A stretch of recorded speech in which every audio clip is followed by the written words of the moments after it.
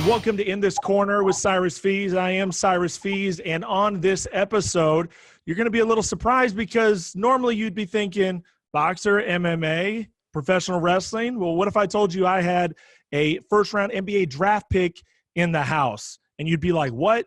I'm telling you, we're going to bring it right back around because this man is now entering the world of mixed martial arts in a very big way. There's a lot of hype behind it. So we're going to go directly to Minneapolis, Minnesota, and talk to the man himself, Royce White. Royce White, how are you doing, my friend? Good, man. Good to talk to you. Absolutely. Currently, let's run down a few things, man. Currently, you're the co-captain of the Power in the Big Three, former Minnesota Mr. Basketball, standout for the Cyclones, drafted 16th by the Rockets in 2012, and now you are transitioning into fighting in mixed martial arts. You're training right now at the Minnesota Martial Arts Academy under Greg Nelson, an awesome team, an amazing coach, man. Some incredible people have come through the academy. So you definitely picked a great team to be with. But before we even get into that, let's talk about COVID-19, man. That is the topic, right? It's a serious thing. That's the reason why we're doing everything over Zoom right now. It's the reason why this program even came into existence. So tell me, what are your thoughts on this coronavirus, the COVID-19, and how things are being handled right now? Well, I mean, without going, too deep into it, because I talk a lot and I'd be going for hours and hours. I think the skinny of it is this, back in 2012, I think it was, I kind of sounded the alarm about mental health, about psychology, and the fact that, from my perspective, not only in the sports world, but the greater society, we had overlooked a key point of being human, a key point of a functioning society. And I only mention that to say that it doesn't shock me that we would run into a situation that we're not prepared for, and that we would run into a situation where the people in charge, who we trust to be competent, who we trust to be thorough, who we trust to be honest, who we trust to be genuine and selfless, that they wouldn't rise to that occasion either. And I think we're seeing that across the board in a number of different places. And my heart goes out to everybody who's been affected by the virus, firsthand, loved ones who have died, loved ones who have become ill, even people who have had the virus and have no symptoms. It's not so clear yet that they may not develop symptoms in the future and how that'll affect their health long term. So I have a lot of thoughts about COVID-19, but primarily, it seems clear that we were not prepared, and that's not a shock. So yeah, and it really is state to state too, right? This is one of those situations where we realize that the people that we have in charge of our local government and our state government are very, very important because they're the ones that are ultimately making the decisions on how we live our lives. Like I'm in Tennessee right now. My governor's handled things a little bit too differently than other states. We're supposed to open up next week, time this is filmed. So it's a very, very difficult thing. And I know in Minnesota, things are different as well. How do you think Minnesota's handled it in your estimation? I mean, I don't want to be, let me go back, because what I said first was brash, and it sounds condemnatory of leadership. And we have to be able to call leadership's feet to the fire, but also understand when we are in a difficult situation, or when people have been thrown in a difficult situation. I think individually, state governors have been thrown in the deep end. I think that this issue was obviously first on a international level, and then a national level, and then it got to a state level. So I have to, have a little bit of empathy for how any governor would handle this. And so along those lines, I think I'm okay with how Governor Walz has handled it. He's been careful. He as far as the reopening goes, he's been cautious, and we have great health care systems here and health people here, like the Mayo Clinic, to help advise him. The University of Minnesota to help advise him. Is an incredible medical school there. So I'm comfortable with how he's handled things. And look, man, I'm a homebody. I'm willing to stay home as long as need be until this stuff gets figured out. For me, I need to hear, for me to feel safe, regardless if we reopen or not. For me to feel comfortable, you're going to have to tell me more than we don't really know. Yeah, of course. Yeah, I mean, what sort of security is that? Yeah, if we're at a we don't really know stage still, then people got to slow down. And this is what again, to go back to my mental health advocacy, is like, look, I'm not going to be able to tell you exactly what anxiety disorder is going to look like in every single person so that you could create this blanket, concrete, skeleton to apply to every person. You're going to have to go person by person. You're going to have to slow down. You're going to have to slow down your expectations. You're going to have to slow down your ambitions and your ego and really parse this thing out. And I think this has thrown us into a position where we're going to have to, or a lot of people are going to be hurt. Yeah, you're right. I think we're still, I said we have a long ways to go. Let's just put it that way. Now you have decided in this climate to enter a sport that is the exact opposite of social distancing. There's really no way to social distance, Right. Especially when you talk jiu-jitsu and et cetera. Let's talk about MMA, man. Let's talk about this transition. Is this something with mixed martial arts or martial arts in general that you've always had an interest in? Or is it something that maybe in the last few years has really come to you and you thought this could be a good opportunity for me? I think it's interesting because for me, now looking back in hindsight, way before I ever had a real, desire to go pro MMA, I've always loved martial arts. Okay. I guess I'm a lifelong fan of martial arts. Who isn't, right? Yeah. Bruce Lee, Jet Li, Jackie, Chuck Norris, Steven, all these guys, influenced us just from a distance, even if you were growing up in America, right? Yeah. So I've always been a fan of martial arts. I've always been an extremely big boxing fan. So I think my combat sports love started with boxing. Who's your guy? Who was the guys you always liked in boxing? I used to go back and watch Muhammad Ali footage. Okay. Sugar Ray Robinson footage. I loved Roy Jones. I grew up in the 90s. Roy Jones was an animal. He was a freak. Can't be touched. The lyrics. Come on, man. Yeah, I like all of these. There's so many. I go down the list. I like Floyd. I like Pac. I like Canelo. I think Canelo has developed into an incredible boxer, maybe one of the best of all time when it's all said and done. Sure. Triple G, I love,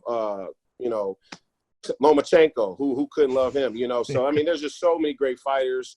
And as far as MMA goes, I got turned on to MMA through YouTube when they started to post the Pride fights when I was a teenager. And from then I started to get the itch that I wanted to be an MMA fighter. But for me, I'll say this, growing up as a basketball player and as a high-level basketball player at a young age, you are hyper aware of your brand, of the narrative around you. And so we do our best to not look unique to those who may be recruiting us or scouting us. And to me, I would have jumped into mixed martial arts at 14 had I not thought that it may have compromised my basketball career. Okay. Yeah, it makes sense. You're absolutely right. I mean, you're talking about you don't want to come off as unique or be a problem child or have some sort of issue when you're talking about recruiting or even being drafted for that instance. But with MMA, if you're good and you have those attributes, those are the fighters that get a lot of attention, that get the big fights that the organizations want to sign. So, yeah, I mean, it really is a polar opposite. What about the sport and jiu-jitsu? I know jiu-jitsu is always one of those things that is a polarizing subject. You either really, really love it or you don't. What about jiu-jitsu? Have you liked, disliked, et cetera? I absolutely love jiu-jitsu. Okay. I mean, just from a physical standpoint, from an interaction standpoint, from a study standpoint, I have had the most fun transition to MMA in jiu-jitsu. I like the chess match of it. I'm a huge chess guy. I play chess all the time. My group of friends, we play chess, very competitively. And, jiu-jitsu is the human chess game, right? And so, I love it. I love everything about it. I think Greg is a great teacher. I love the way Greg teaches jiu-jitsu. And I love the people I've been able to work with so far. And for me, just being able to, grab people and at full strength and full go versus basketball is so night and day that jiu-jitsu is a dream come true. I love being on the mat. I love when people try and choke me out. I love everything about it. There's nothing that bothers me or that I dislike about jiu-jitsu. So yeah, you know, with jiu-jitsu, I know in my own experience, and I haven't trained a whole lot, admittedly. That being said, the time that I have, when you sink in a submission, you can tap somebody out. That's a great feeling. Like there's nothing like it. It's just something different. It's like I beat you in this moment, even if it's we roll for an hour. I got you that one time, and you feel okay. I won that fight. So I know what you mean. It is really cool. Who are you training with now? I saw in the article with the SI article that you're working a lot with Pat Barry. Pat Barry is by far one of my favorite fighters that's ever graced mixed martial arts or kickboxing. The dude has a great personality, super funny. Tell me about your time with Pat Barry and the striking that you must be learning from a guy like Pat. So I haven't spent a lot of time with Pat. Okay. You know, Pat and Rose were in town ahead of her fight, her second fight with Andrade, and they were training, and I was just coming back to the gym. I had been gone for like a month, so I was just coming back, and he happened to be there. You know, so I love Pat, man. Pat's super cool. Yeah, he's one of the coolest people I ever met. Right away when I met him, just the way he talks, the way he carries himself, the way he approaches it, you know, is super, super dope. And then for me personally, you know, as we started to interact, you know, he gave me tips and things like that. And all of it was so constructive, you know, so down to earth, so straight to the point. And, you know, I'll take the things that Pat gave me on forever. You know, he's a good dude. I'm extremely grateful. And, you know. have you had a chance to work with Maurice Green yet? I mean, that's a big dude, man. We were supposed to, before his last fight, we were supposed to link up. You know, there was some talk of us linking up. You know, he's a little bit north of me in the Twin Cities. I think he trains out of St. Cloud, if I'm not mistaken. Yeah, I believe you're right. Yep. So yeah, we never linked up, but I'm sure we will in the future. I'm looking forward to that as well. He's a great fighter. Yeah, it'd be a good matchup for you size-wise anyway, to have somebody that's, you know, comparable size. So I got to ask you, man, you know, myself and Clint here with Mediacom, you know, we do all the production for North Star Combat, you know, and that's right down the road, just 3 hours away. You know, we come up about 3 or 4 times every year over to the casino. And I've talked to Dean Lamb, and I know he's talked to you as well. He really wants to get that debut fight. What do you think about that? Because I've kind of heard both sides. That you really want to get that big debut. Obviously, getting into the UFC would be amazing, right? You know, that being said, are you willing to do a fight like that and do something with like North Star Combat or a regional show? But North Star Combat, not another show. Yeah, I mean, I'm open to a lot of things. You know, right now, I'm kind of leaving the when to press go up to Coach Nelson and, you know, Adi. You know, Adi and Tim Simpson over at Paradigm, you know, they represent me. Yeah. So, you know, we'll take a look at all the options. You know what I mean? Me, I'm as competitive as it gets. I'm as arrogant as it gets when it comes to competition, when it comes to physical competition. You know, I think I can go. You know, and I'm being honest with you because I hear you. You know, I told Adi the same thing. You know, a few weeks back, I texted him. I said, "Look, these the guys I want, you know, on the UFC roster." And that's brash. That is brash. I will say that. At the end of the day, I'm fortunate because, and this isn't to take away, take anything away from anybody. You know, you got Blades, nothing but respect. You got DC, nothing but respect. Stipe, nothing but respect. You got to still respect Overeem. You got to respect Junior Dos Santos. You know, you got to respect. There's some guys in there that are, you know, you can't argue. You know, no matter if you think that you're a better athlete. Like obviously, I'm coming from a much more athletic sport, right? Sure. But as I start to go down that list, and as I start to go back and I look through some of this footage, I've probably been through every heavyweight fight in the archive. As I go look at some people that I may be able to face on entry, it's a lot of heavy guys, a lot of guys that are overweight, a lot of guys that overcompensate. And that's just the bottom line. A lot of guys I see gassed out in the middle of the second round in a 3-round fight. And it's just not going to be the case for me. And people aren't going to be able to take me down as easy as they think. And around round 3, I'm still going to be bouncing around in there. Yeah. Well, what do you walk around at? What weight do you walk around at?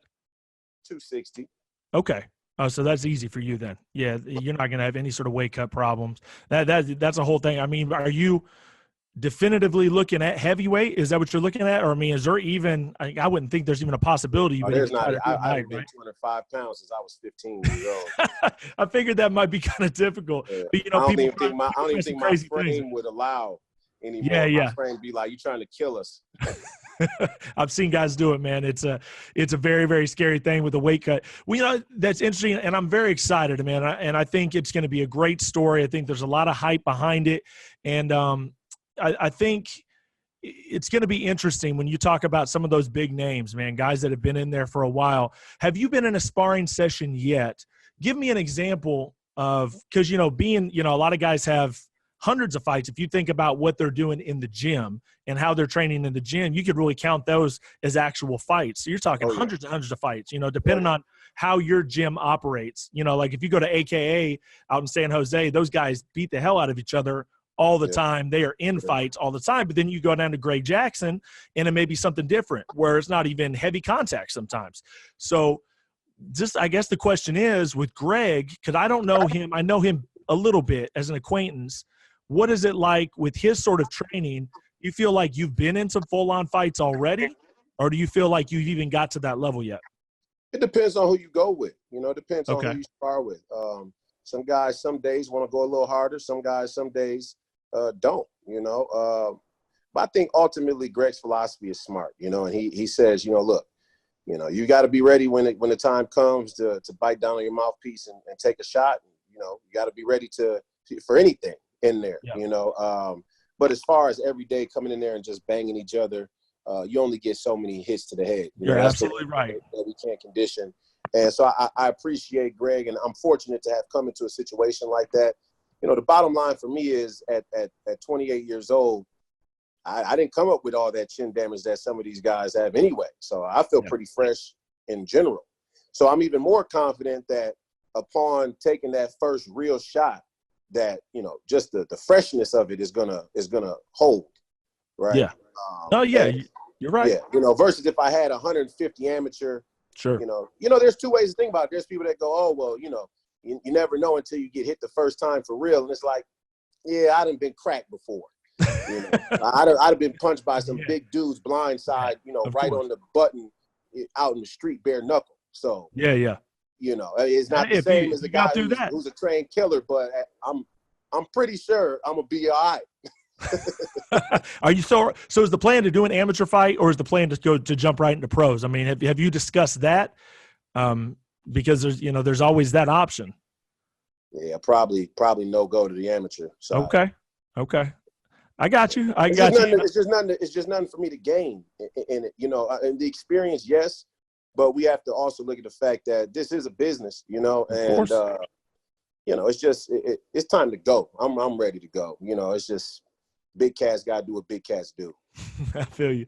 Well, let's transition a little bit and let's talk a little bit of basketball, because, you know, your story is something that's so interesting. And admittedly, I'll tell you, man, I am a lifelong Houston Rockets fan. I love the Houston Rockets, but I'm also an Iowa State Cyclones fan. So, you know, It was like a perfect storm when it came about that you got drafted to the Rockets. For me, it's one of those things where you always see these guys that have come down, like your Marcus Fizers and Tinsley and some of these guys, and you're like, man, I wish you would get drafted to the Rockets and get that perfect storm together. So when it happened, admittedly, I was very psyched to see you come to the Rockets. And then we know, and I'm not going to run through that entire story, we know what happened.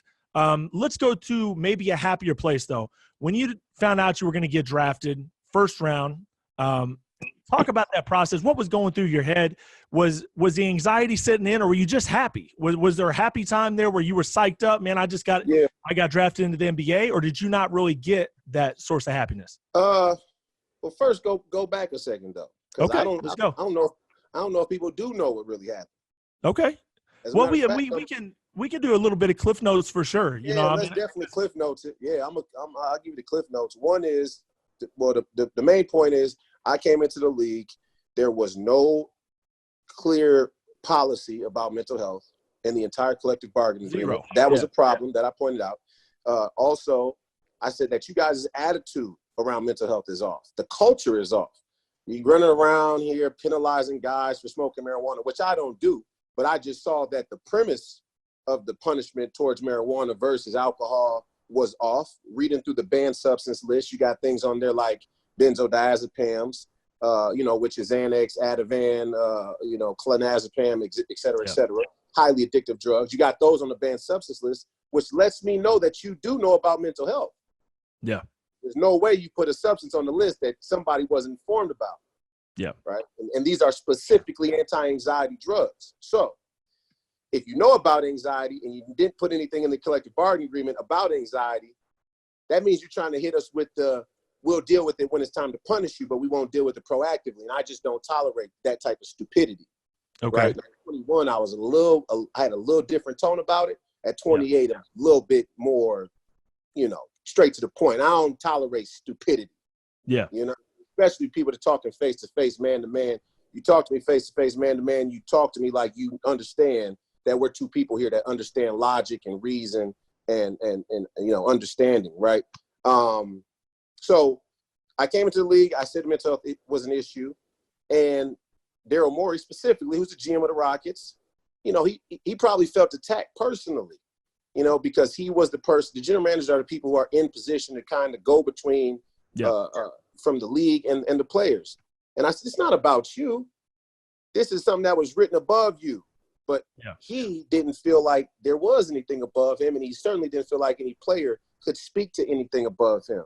Yeah, so he blew it. That's why my bottom line is he blew it. The Rockets blew it. David Stern at the time, rest in peace. All of them were very threatened by the fact that I'm young, I'm black, I'm brash, I'm articulate. I knew my stuff.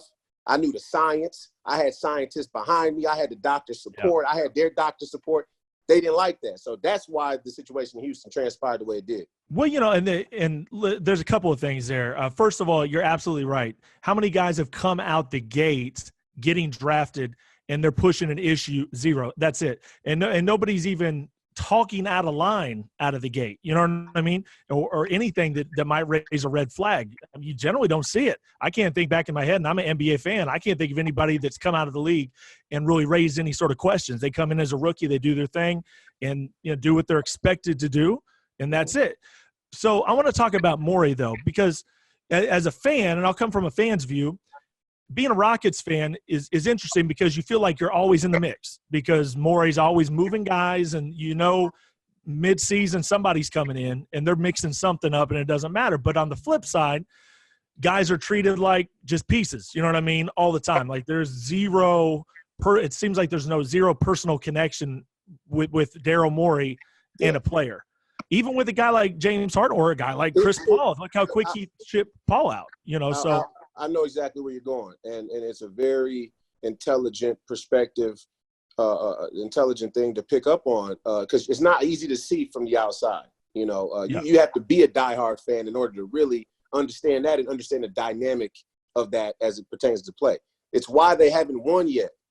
Had I been playing with the Houston Rockets in my prime this year, last year, the year before, they would have been able to win an NBA championship. Make no mistake about it. If you take Draymond Green's skill set and give you the 2.0 version, the 3.0 version, as opposed to PJ Tucker, who I don't have a problem with. He said some slick stuff online one time. I may slap him for that when I see him. But regardless, I have no problem with his game. But I'm a different animal.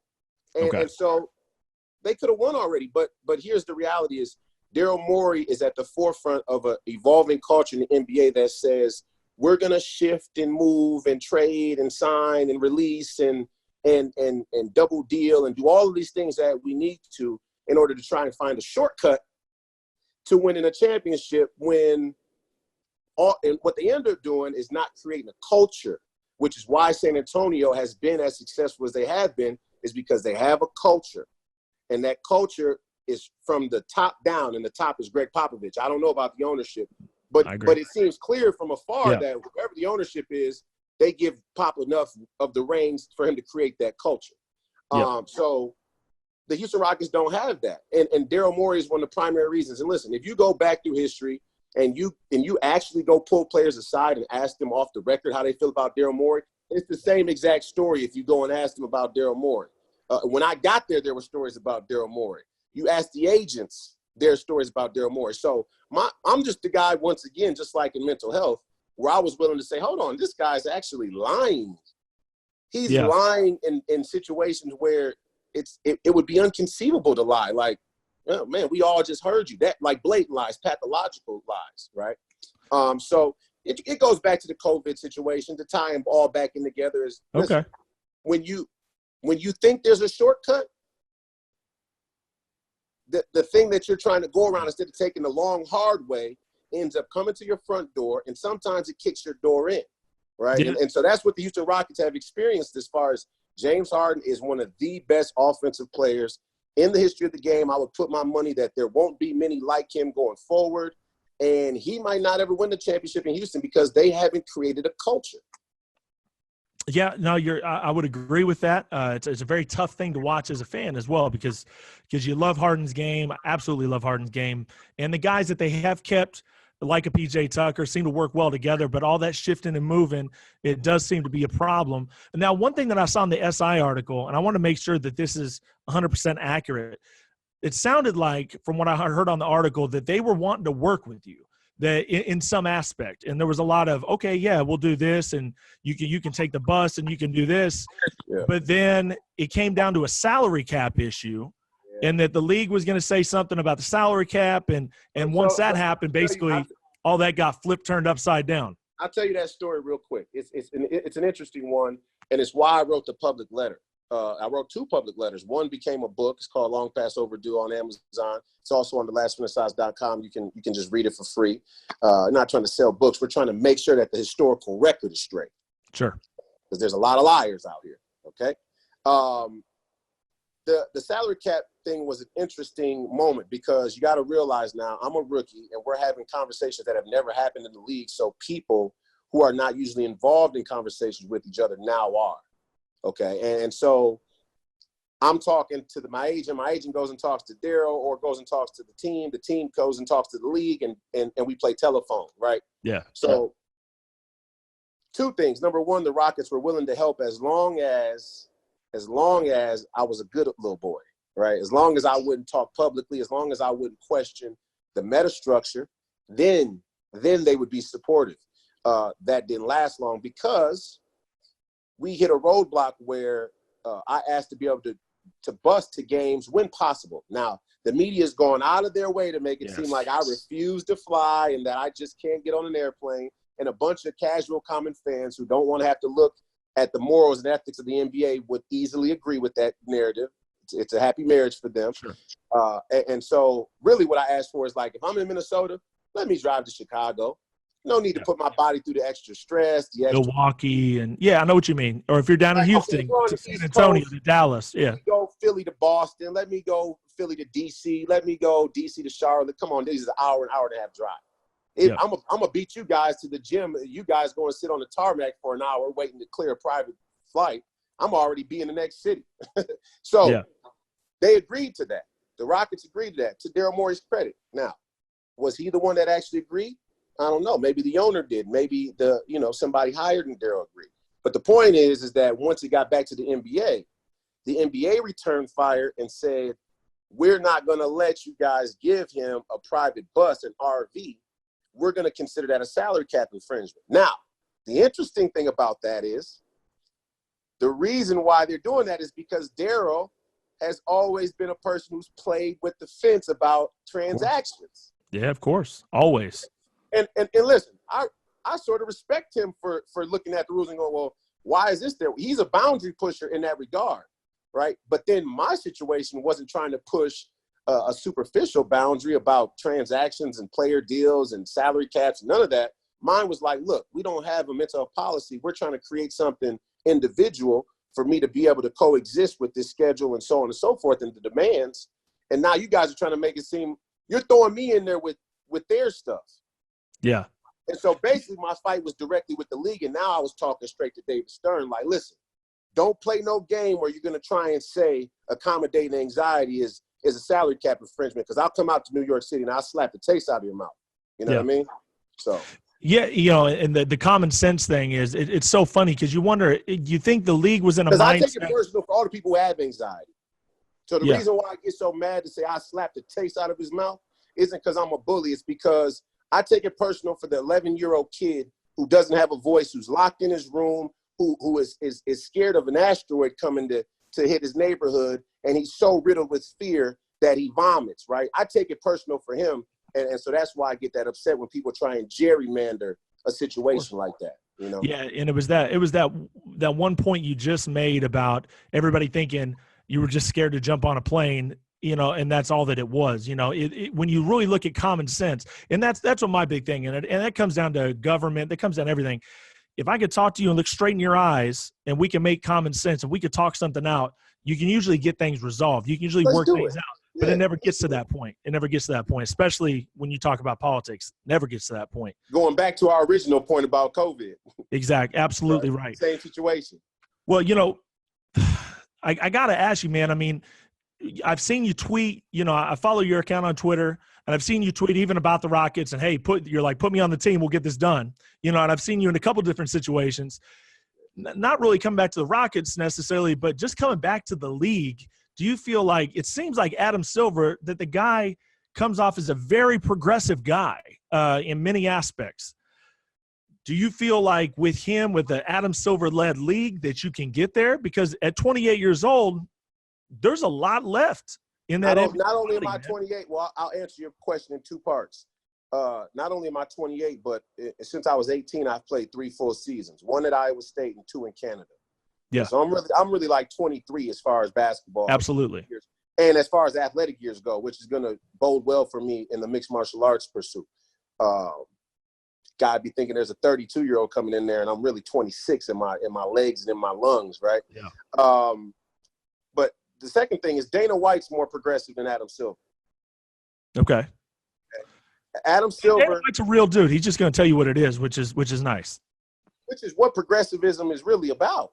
You know, when you get down to the brass tack of it, is like, yeah, there's the innovation of looking forward, but there's also just like, are you honest enough to actually have a real exchange in real time, right? And so Adam knows to look progressive because he's surrounded by a bunch of sports leagues that have a historical record of being, you know, conservative, you know, number one, and kind of anti-black in the ownership and managerial tier. Yeah, that's the narrative, regardless of if or not. That's the historical narrative. So he knows that he needs to look progressive, and he was told that and taught that by David Stern. Okay, what other league owner do you know has their political affiliation listed in their Wikipedia? You know, that sends off red flags right there, and it's true of him. This is how I know, because I know him personally. Yeah. When the whole mental health narrative shifted for the NBA, Kevin Love came out, DeMar DeRozan came out. Then the Pandora's box opened. Coaches came out. You got John Lucas of the Houston Rockets, assistant coach, saying this is an epidemic in our league, mental health issues. Adam Silver made sure not to mention my name one time in all of his public speaking. And it's not by accident. It's not because Royce is irrelevant. That's what they want you to think. That's what the media will convey. Oh, well, Adam's just not saying Royce's name because Royce is no longer relevant because he's not playing, and that's just that. No, Adam won't say my name because he doesn't want to bring me into a conversation where he'll have to, you know, directly respond to something I would say, because I know where all the bones are buried. I know where he's weak at. I know that you can't possibly believe that you're going to implement a policy where you say we are mandating teams to have team-hired psychiatrists and mental health professionals, and at the same time tell the players, but we can't be sure it's not going to affect you in free agency. Yeah. You can't be sure mental health isn't going to be affected. Who would use the team doctor then? See, these basic logical points, they want so far from the dialogue that they conspire as the NBA and ESPN and Disney and all of their affiliates, you know, the uninterrupted, LeBron James, who acts like he's this independent media source. No, him and Adam are in cahoots. That they profit from each other being viewed as liberal and progressive, right? So they protect each other, which is why LeBron keeps saying that Adam's progressive when he knows the score of the mental health issue. Yeah. I'm just giving it to you real. But no, now, man, and that's what we want. I'm in a sport where they're not going to be able to silence me. Now I'm going to have a podcast on my own. Now I'm going to have my own media company. And guess what? Adam can run, but he can't hide. He's a weasel. He's a snake. And if they're not going to let me back in the league because I'm willing to say that, that proves who they are. If I run a company and one of my workers has a legitimate gripe that I've mishandled, and he goes out in the public first of all, I wouldn't duck that employee. Number one, I'd come right to the table and say, hey, this is what it is. This is how I feel about it. Adam don't want to meet with me, okay? But if he went out to the public then because he felt like he couldn't communicate with me and said, hey, this dude Royce is a weasel. He's a snake. He's ducking me. He's dodging me. I want that dude in my company. Yeah. I want that. All this, oh, well, you can't say anything that rubs me the wrong way if I'm higher than you or else you're out. That's how we ended up with a coronavirus pandemic right there, right? Shucking and jiving. Anybody underneath with a good sense of things can't talk to the top tier without them feeling offended. It's like, yeah, okay, Adam, you can run, but you can't hide. You can keep me out of NBA jersey, but you can't keep me out of people's hearts and minds. Yeah. Sorry, I went on a rant right there. I apologize. I like it, man. Hey, Royce, I'm getting you fired up, man. Let's talk about the big three, man. Seems like all's good at the big three. Seems like you're having a good time at the big three. Now with the power, I rep the power a little bit, which is cool because they came in having Mobley, so being a Rockets fan, I always like the power. The big three. It seems like the big three has a better handle on things just overall. I mean, from their stance on marijuana and CBD, all these things, they've just seemed to have a really good grasp on things. What's your experience been like? I mean, I guess, what about firsthand with Ice Cube? Have you had some of those firsthand conversations with him? And just overall with the big three? Yeah, Cube is a visionary, man. Cube, I think he's been a visionary his whole career. He was introduced to the world as a groundbreaker. NWA, controversial at the time. Then he leaves NWA, controversial at the time. And he kept reinventing himself. He kept doing the next thing that people probably didn't think he could do, and I think the league is just an extension of that. All my experiences with him personally have been nothing but A1. We're on the same page about a lot of stuff, not just basketball, but our worldview. I think we're on the same page, and we were able to put together a mental health policy along with his partner, Jeff Quadnitz, co-founder Jeff Quadnitz, one of the most comprehensive mental health policies in the sports world, in corporation, in the entire corporate world. In fact, the medical team that helped advise us on the policy, was so impressed that they actually went back and created their own policy because of it, right? Yeah. So, that's what's happening over at the big three, groundbreaking stuff. You know what I mean? Yeah, it gets better every year. That being said, with the whole coronavirus thing, they talked about doing the reality show type situation where they're going to put everybody in a compound. What's the update on that? At this point, I haven't heard a whole lot lately, but things are still very much, we're still right in the mix. So there's definitely time to get that done. What have you heard about that? And have you been invited? Like what's going on? Obviously as a co-captain, I'm sure you have. So. Yeah, I think the big three is well positioned to be able to adapt to whatever takes place going forward with this pandemic.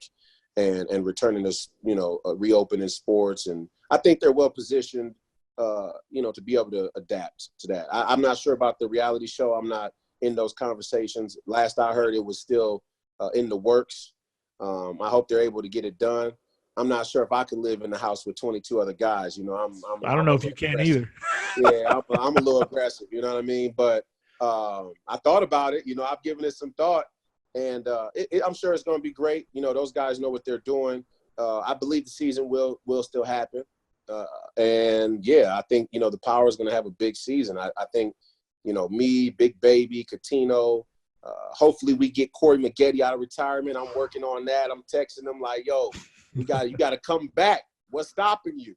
Man, if that one season he had, he was unbelievable. Unbelievable. We get that popping, I think we probably going to be a favorite to win it all. And, I got a little something different to prove this year, too. This is 2020 is like a chip on my shoulder year. So, the MMA thing, the podcast thing, the big three thing, it's all going to be aggressive, straight down the middle, no holds bar. You're going to have to match my energy or else you're going to get run over. So, yeah, it's a different style of play. And I know what you're saying. So, yeah, I'm looking to see you have a huge season, man. Absolutely. That being said, let's talk about that Renaissance Man thing. I saw that's your handle on Instagram and everything as well. I personally, I know what you're saying because I'm in a lot of different fields myself. So I can definitely identify with that. And I didn't talk to Gary Vee. I was listening to a podcast of Gary Vee's, where he was talking to somebody and they were saying, I have all these different interests that I want to delve into, but do I need to narrow that down so I can make more money? And Gary Vee was saying basically, embrace that and go for everything that you're interested in. Yeah. Even if you make less money, you're going to be happier. And you seem like a guy that would definitely appreciate that take on life. What does the whole Renaissance man thing really mean to you? Is it having all these different avenues and all these different interests and trying to accomplish all these different goals? Yeah, I think people, we're moving into a time economically in this country where the structure has changed in a way that is going to suit people who just go for it, who have the courage and stomach to just go for it. And I think Gary Vee is articulating that well with his brand and the things that he's saying. I think that's pretty much the ethos of what he's getting at for the young entrepreneur.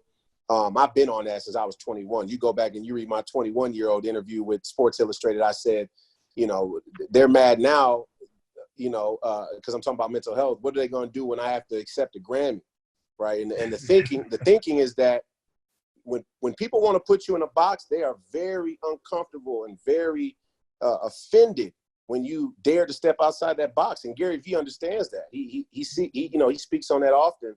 For me, the Renaissance thing is like anything that I'm interested in. Why wouldn't that be my business? I'm going to do what I love, and I'm going to turn that into the way that I make money, or the way that I survive.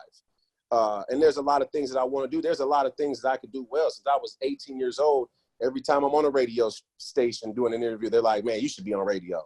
And I was like, well, why wouldn't I have a podcast? I'm already having trouble telling the story the right way, you know? So, those things are in my immediate wheelhouse, I think. And I think people have more stuff in their wheelhouse than they realize, especially athletes, especially public figures. And so in a broader sense, I'm just a Leonardo da Vinci fan. I'm a fan of the polymath. I'm a fan of the Renaissance era. I'm a fan of people like Leonardo da Vinci who dared to think outside the box, who didn't let you tell them, hey, look, you're not an inventor. You're a painter. You're not a writer. You're an inventor, or whatever they want to say. And he's like, I'm going to do it all while you're sitting there debating on whether or not I should be able to do it. I'm going to go do it. It's the same thing with MMA. Oh, you're Tuivasa, right? The story came out with when I was going to switch to MMA, and Tuivasa jumps on Twitter and he says, oh, well, yeah, maybe I'm going to pick up basketball tomorrow. Tomorrow I'm going to go play for the Boston Celtics. It's like, fat boy, shut up. You know what I mean? You're fat. You'll never play for the Boston Celtics. I called one of Tuivasa's fights down in Australia one time. He's a good fighter. Yeah. He's a good fighter. I respect him. He's a good fighter. But I feel you, though. Bite back, man. When I catch up with him, it's going to be trouble, right? It's going to be trouble when I catch up with Tuivasa. I'm telling you. He has no idea the different level athlete between guys who play in that. And as another, and this is what Pat Barry said, too. Pat Barry told me this the first day he met me. He said, when the basketball players come, it's over. Yeah. Because there's no athletes like the basketball players. You're right. It's just a different type of dynamic game. Yeah. So my point is that go do the thing. While they're worried about and arguing whether or not you could do it, you spend your time going to do it. And that's going to pay off. Let them sit wherever they are and hate and say, no, you can, and spend their time doing that. I'm going to go do it. Well, the funny thing, we're having fun here, but when we're talking about Renaissance man, we're talking about basketball and Renaissance man and doing what you want to do. I can't help to think about Kobe. We lost Kobe. Man, it just seems like that set the tone for this crazy year that we're having right now. That being said, this is the guy that showed that, he had a lot up in his head that he wanted to do, and not just coaching his daughter and being a dad, but the filmmaking and doing all these things and writing books and doing these children's books. Yeah. He had that in him. And now it seems like he kind of set the tone for being a Renaissance man and kind of, delving into those things as well. You know what I mean? And kind of continuing that legacy. That had to hurt. Obviously, it hurt everybody in the sports world. You ever have any interactions with him, or was there anything that hit you specifically about when Kobe passed? Yeah, see, it still gave me chills. I feel strong. You know what I mean? So even you talking and then me just, listening to what you're saying and thinking about Kobe, thinking about the legacy, thinking about growing up watching him, I had chill go through me that he's gone. It's kind of still surreal. I told one of my good friends the other day, it's still hard for me to believe that Kobe's not here. Yeah. Right? Because his influence is still so alive, right? I got 6 pairs of Kobe's in my closet right now. If I went to go work out, it'd be the only shoe that I've worked out in basketball wise. So, he was an innovator, and what I think people don't understand about why he was able to be who he was, firstly in basketball, but then in these other things, is he paid attention to the details, right? That's it. You could be this idealist and have all these ideas and desires and passions and things you want to do. You're going to have trouble doing it if you can't pay attention to the details. And Kobe was great about the details. And I think that's what helped him, translate everything that was in his head and make it a reality. And I'm the same way. I got OCD. So in that way, the mental health thing has been an asset for me. There's no stone I leave unturned. Yeah, so no doubt. And, Kobe was the same way. I respect him for that. Yeah, no doubt, man. A life lost way too soon. That being said, we're going to wrap this thing up. And, you're going to be found a lot of places in 2020, man, with the power, following this MMA journey. I think we've got to confirm that you're going to be making your debut with North Star Combat, which is great. Write that down. I'll let Dean know. That being said, I hope you do. And what about this podcast, man? Give me some details on the podcast real quick before you go, because I know a lot of people want to tune into that. Podcast will be called Please Call Me Crazy. That's the okay. Podcast. Please Call Me Crazy. We're going to be doing it right here out of Minnesota. It's going to be a solo podcast for the most part. I may have a few guests, but it's really going to be just getting off my chest thoughts that I have about a number of different topics. I'm also going to be doing a podcast in LA later on in the summer that's just guest based or that's just, guest oriented. And the reason why I created the solo podcast, Please Call Me Crazy, because I don't want to be running all over my guests. If I get Ice Cube, sit down for 2 hours, I want to hear him talk, and talk about his life and his world. But as you can see, I'll rant. So I created a space for me to rant, and that's the Gary V-esque way, right? You better believe it. Like, look, here we go. I'm gonna be doing 2 hours, probably as much as 4 times a week, and we're gonna talk coronavirus. We're gonna talk martial arts. We're gonna talk basketball. We're gonna talk politics. We're gonna talk China. We're gonna talk growing up in the neighborhood. We're gonna talk as much as on my mind. So, well, there it is, man. Please call me crazy. There it is. Please Call Me Crazy. Y'all look out for that on your podcast. Make sure you get that subscribe button and jump all over that. Royce, it has been an absolute pleasure. I think we got about an hour out of this, man, which is incredible. I know a lot of people wanted to hear what you had to say on a lot of different topics. And you got any shout out to any of those Iowa State fans that are watching? I got a lot of fans, man. I told them, I said, I'm interviewing Royce White. Any shout out to Iowa State out there? Shout out to the whole Cyclone Nation, man. It's for life. That Cyclone love is for life. I'm always going to be a Cyclone. Can't wait to get back to the game. One of the games this year. It's been a long time coming. It's been like 3 years I've been trying to make it back. Couldn't. Shout out to Mediacom. Tell Mediacom, don't chop this interview up. Play that whole thing. And make sure you don't miss the parts about Adam Silver and that crew, because I know that would be the part that you might want to cut. Yeah, we're going to get that one online real quick. We'll get it on YouTube too. Royce, thank you so much, man. We appreciate it, and we'll see you down the road, my friend. Be well, man. Absolutely. And there it is, folks. That is Royce White right here on In This Corner, and we did not plan on it to be a full hour, but there was so much to touch on, and I'm glad we got to dive in deep into the head of Royce White. So look out for that podcast. Look for him on the Big Three, and, of course, look for him in mixed martial arts. I'm CYRUS FEES. We'll see you next time on In This Corner.